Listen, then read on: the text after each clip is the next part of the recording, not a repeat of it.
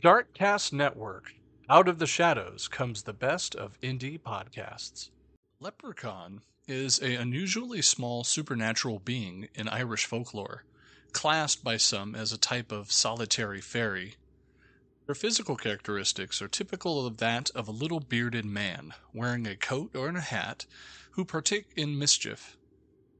In later times, they have been depicted as shoemakers who have hidden a pot of gold at the end of a rainbow. Leprechaun-like creatures rarely appear in the Irish mythology and have only become prominent in later folklore. My name is DJ, and this is the Mythical True Crime Podcast presents Beyond the Myth.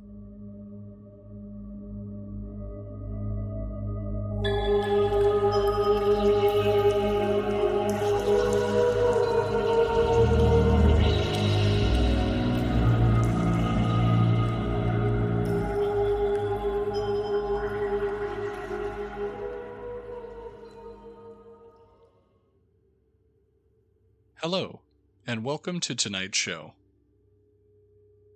I sure hope you enjoyed the winter as much as I have, but unfortunately, it's that time of year where we say goodbye and say hello to spring.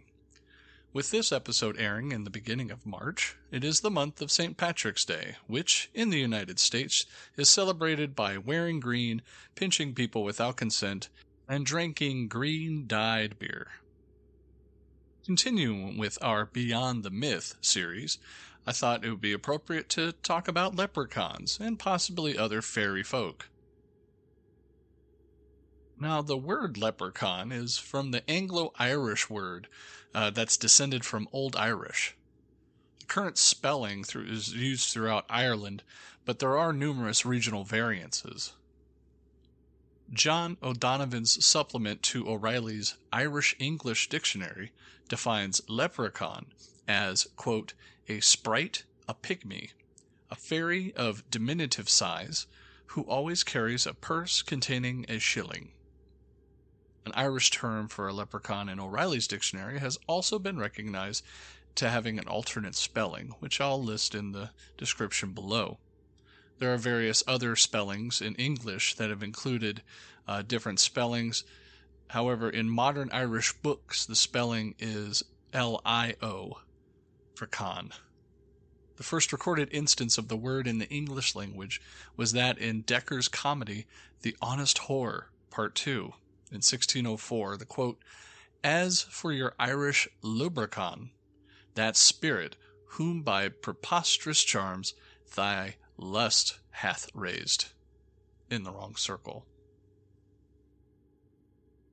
Now, as for the meaning of the word leprechaun, it may have been coined as a compound for roots lu or lach, which is Greek for small, and corp, Latin for corpus or body, small body, or so had been suggested by Whitley Stoke. Research published in 2019 suggests that the word actually derived and is associated with the Roman festival of Lupercalia. Folk and mythology derives the word from lith, which means half, and brogue, because of the frequent portrayal of a leprechaun as working on a single shoe, as evident in the alternate spelling Lethbragan. The earliest known references to a leprechaun actually appear in medieval tales known as the Ectra Fergus Maclete, or Adventure of Fergus, son of Lete. The saga exists in two widely divergent versions. The first one that was written in Dublin and has been dated back to the 8th century. The second version is a copy of an 8th century text written on a single leaf inserted into London's British Library books. The saga was rewritten in the 13th century as a burlesque version. The text contains an episode in which Fergus, king of Ulster, falls asleep at the beach and wakes to find himself being dragged into the sea by 3 leprechaun. He captures his abductors, who grant him 3 wishes in exchange for release. Now, in modern folklore, the leprechaun is said to be a solitary creature, whose principal occupation is making and cobbling shoes, who enjoys also practical jokes. In McNally's 1888 account, the leprechaun was not a professional cobbler, but was frequently seen mending his own shoes, as, quote, he runs about so much he wears them out, with great frequency. This is, he claims, a perfect opportunity for a human being to capture a leprechaun, refusing to release them until they give the captor supernatural wealth. Now, the leprechaun has been classed as a solitary fairy, as I said before, by the writer and amateur folklorist William Butler Yeats. Yeats was part of a revivalist literary movement greatly influential in calling attention to the leprechaun in the late 19th century. The classification by Yeats is derived from D.R. McNally's Irish Wonders in 1888, which again derived in turn John O'Holland in 1870. It stressed that the leprechaun, though some may call it a fairy, is certainly a distinguished from a Ossi, or the good people of the fairy mounds and raths. Leprechaun being solitary is one distinguishing characteristic, but additionally the leprechaun is thought to only engage in pranks on the level of mischief and requiring a special caution, but in contrast, the Ossi may carry out deeds more menacing to humans, such as being spiriting away children. This identification of leprechaun as a fairy has been co-signed by popular notion and modern folklorist Dermund Golan. Golan observes that the dwarf of the Teutonic and other traditions, as well as the household familiar, are more equal to compare. According to Yeats, the great wealth of the leprechauns comes from, quote, the treasure crocks buried of old in wartime, end quote, which they have uncovered and appropriated. According to David Russell McNally, the leprechaun is the son of an evil spirit, or a degenerate fairy, and is not wholly good, nor wholly evil.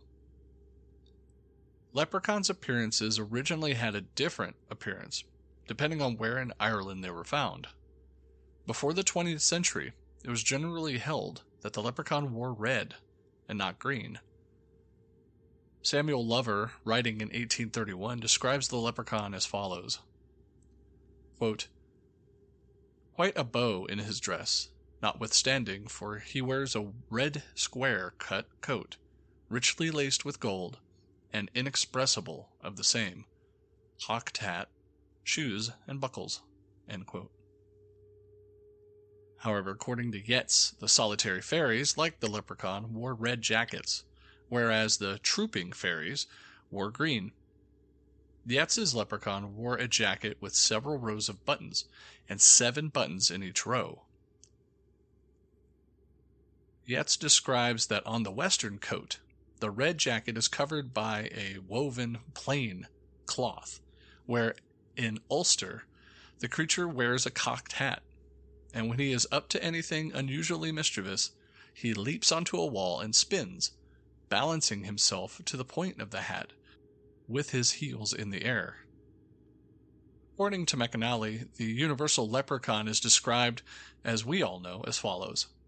Quote, he is about 3 feet high, is dressed in a little red coat, or jacket, or roundabout, with red breeches, buckled up to the knee, gray and black stockings, and a hat cocked in the style of the century ago, over a little old withered face. Round his neck is an Elizabethan ruff, and frills of lace wear at his wrists. On the wild west coast, where the Atlantic winds bring almost constant rains, he dispenses with ruff and frills, and wears a plain woven cloth overcoat over his pretty red suit, so that, unless on the lookout for the cocked hat, ye might pass a leprechaun on the road and never know it's himself that's in it at all.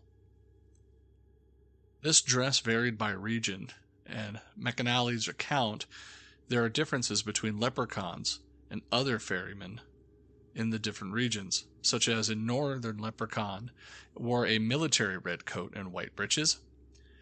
In Tipperary, they wore an antique sashed jacket of red.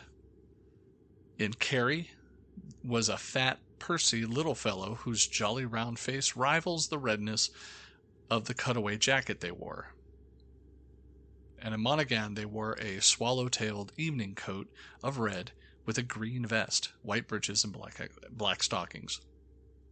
In the poem The Leprechaun, or Fairy Shoemaker, 18th century poet William Allingham described the appearance of the leprechaun as a wrinkled, wizened, and bearded elf, spectacles stuck on the pointed nose, silver buckles on his shoes, a leather apron, and a shoe in his lap.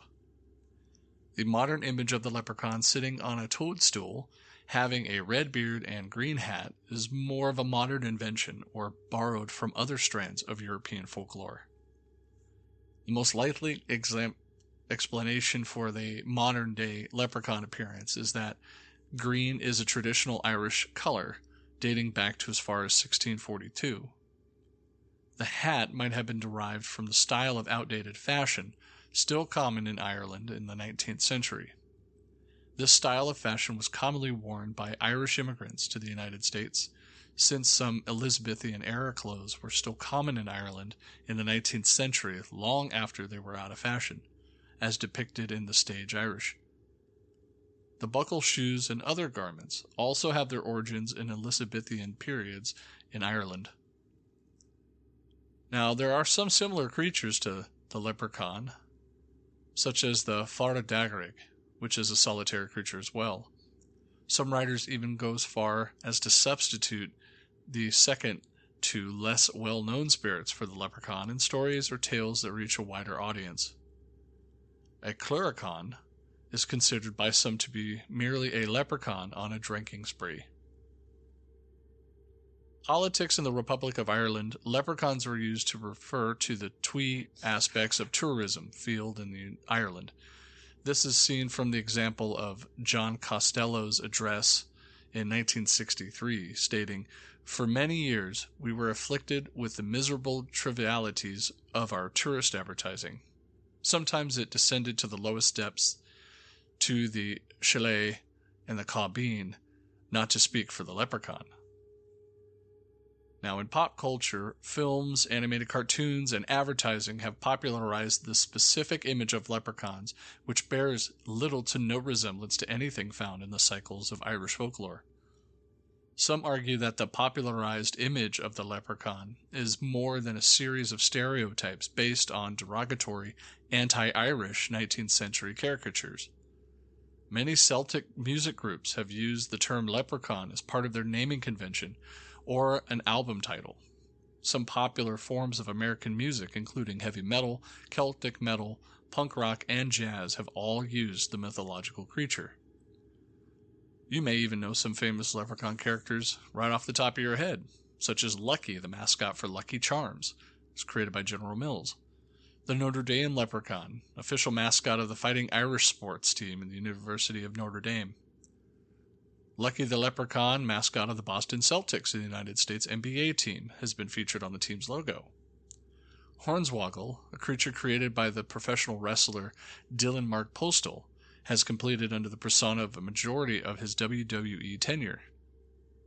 Of course, in 1993, the American horror slasher film Leprechaun and its sequels feature a killer leprechaun portrayed by the actor Warwick Davis.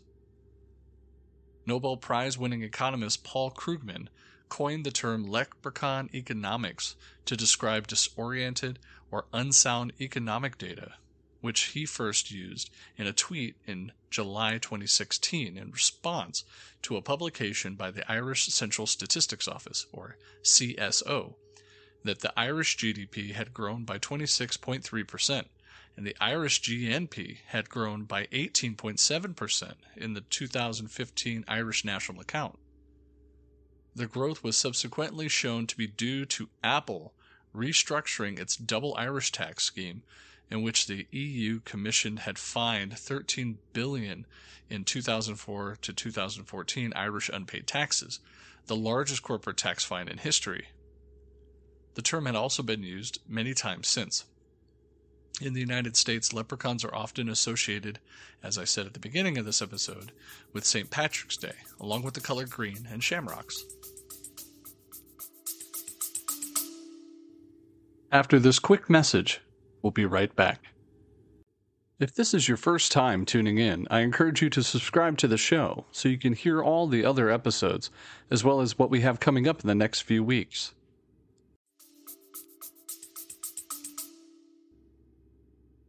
Now, as I said throughout this episode, the leprechaun is seen as a solitary fairy.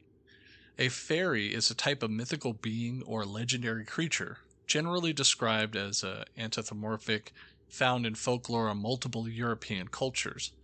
This includes Celtic, Slavic, Germanic, and French folklore, and it's also probably seen as a form of spirit, often with metaphysical, supernatural, or preternatural qualities to it.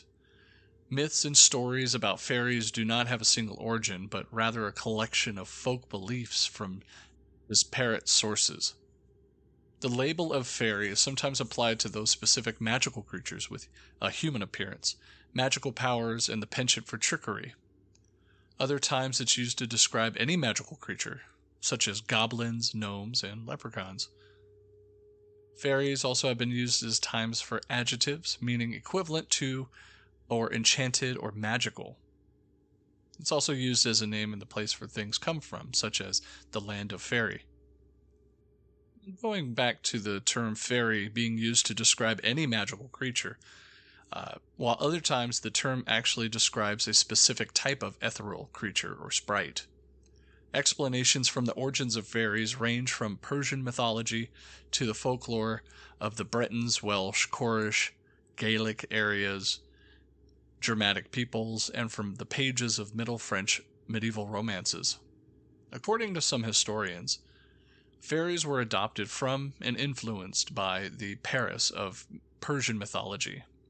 Paris were angelic beings that were mentioned in antiquity in pre-Islamic Persia as early as the Achaemenid Empire. Paris were later described in various Persian works in great detail, and the Peri were illustrated to be fair, beautiful, and extravagant natural spirits that were supported by wings. This may have influenced migratory Germanic settlers into Europe, or has been transmitted during early exchanges. The similarities could also be attributed to many European mythologies, such as in the Middle Ages, fairies was used as adjectively, meaning enchanted, such as a fairy knight or a fairy queen, but also became a generic term for various enchanted creatures during the late Middle English period. The Victorian and Edwardian era saw a heightened increase in the interest of fairies. The Celtic revival cast fairies as part of Ireland's cultural heritage. Carol Silver and others suggested the fascination of English and antiquarians arose from the reaction of greater industrialization and loss of older folk ways. Now, fairies are generally described as humans in appearance, having magical powers. Diminutive fairies, like those mentioned earlier with the leprechaun, range from tiny to the size of a human. These small sizes could be magically assumed rather than constant, meaning they can fluctuate. Some smaller fairies could expand their figures to imitate humans. On Orkney, fairies are described as short in stature, dressed in dark gray, and sometimes seen in armor. And in some folklore, fairies have green eyes only. Some depictions of fairies show that they have footwear, others have them as barefoot. Wings, while common in Victorian era, and later artworks are rarer in folklore. Fairies flew by means of magic, sometimes perched on a stem of a flower or on the back of a bird. Many modern illustrations often include dragonfly and butterfly wings in depictions. Now, as I said early modern fairies did not derive from any single origin. The term is a conflation of disparate elements of folk belief sources, influenced by literature and speculation. In folklore in Ireland, the mythic or people of the fairy hills have become into modern meaning somewhat elusive of fairies. Scandinavian elves also served as an influence. Folklorists and mythologists have variously depicted fairies as, quote, the unworthy dead, the children of Eve, a kind of demon, a species independent of humans, an older race of humans, or even fallen angels. The folklorics or mythological elements combine Celtic, Germanic, and Greco Roman elements. Folklorists have also suggested that fairies arose from various earlier beliefs, which lost currency in the advent of Christianity.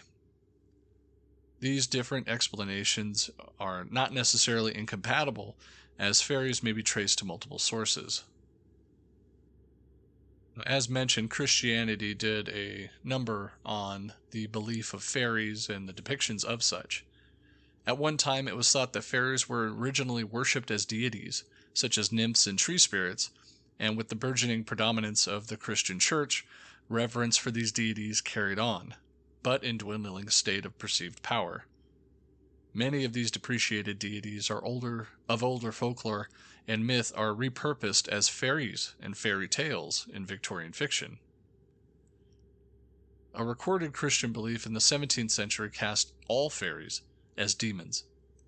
This perspective grew more popular at the rise of Puritanism among the Reformed Church of England. The hobgoblin, once a friendly house spirit, became classed as a wicked goblin. Dealing with fairies was considered a form of witchcraft and punished as such. In William Shakespeare, A Midsummer's Night's Dream, Oberon, king of the fairies, states that neither he nor his court feared the church bells, which the author and Christian anthropologist C.S. Lewis cast in a politic disassociation from fairies, although Lewis makes it clear that he himself does not consider fairies to be demons in his chapters of the topic. In an era of intellectual and religious upheaval, some Victorian reappraise mythology cast deities as general metaphors for natural events, which was later refuted by other authors. This contentious environment of thought contributed to the modern meaning of fairies. Another belief held that fairies were spirits of the dead. This derived from many factors common in various folklore and myths. Same of similar tales, both ghosts and fairies. The Irish, for example, the original term for their fairies, an ancient burial mounds deemed dangerous to eat food in fairyland and Hades. The dead and fairies depicted as living underground. There's also an outdated theory that fairy folklore evolved from folk memories of prehistoric races. Newcomers superseded a body of earlier human or humanoid people. The memories of these defeated races developed into modern conceptions of fairies.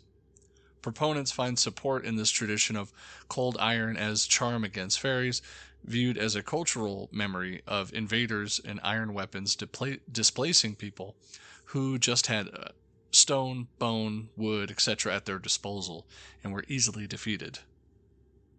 19th century archaeologists uncovered an underground room in the Orkney Islands that resembled the Elfland described in earlier books, which lent additional support.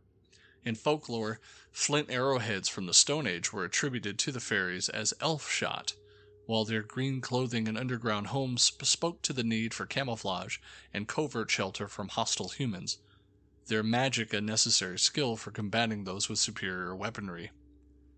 In the Victorian tenet of evolution, mythic cannibalism among ogres was attributed to the memories of more savage races, practicing alongside superior races of those refined sensibilities. A theory also that said fairies were intelligent species distinct from humans and angels that were actually elementals. An alchemist classed gnomes and sylphs as elementals, meaning magical entities who personify a particular force of nature and exert powers over these forces. Folklore accounts describe fairies as spirits of the air. What do you think? Have you ever seen a fairy or a leprechaun for that matter? Let us know in the comments. Also, if you enjoy this show, please consider subscribing. Supporting the show and subscribing helps this show continue. We are now in season 3. I have 2 other seasons that you can enjoy, as well as some other specials that are not part of the season, along with the Darkcast network of indie podcast creators. Thank you very much for listening tonight and being part of the Mythical True Crime community, hosted by me, DJ. Subscribe to Facebook, Twitter, and Instagram to get your weekly updates. And if you like what you hear, consider subscribing. Subscribing will directly support the show and the work that I'm doing. If you'd like to be a new supporter, consider clicking the link in the description box below. For less than a cup of coffee a month, you can help me continue to make great content for listeners everywhere. No commitment, cancel anytime. This has been the Mythical True Crime Podcast. My name is DJ. Good night.